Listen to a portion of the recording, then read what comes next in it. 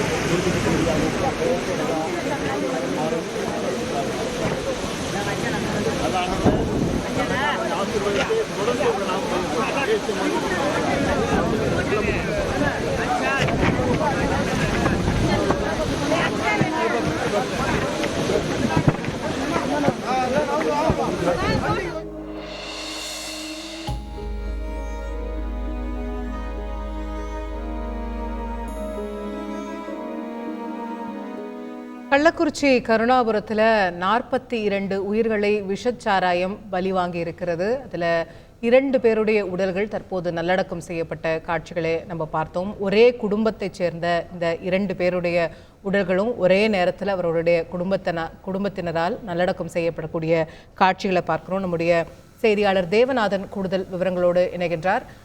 தேவநாதன், கூடுதல் விவரங்கள் விரிவாக சொல்லும்.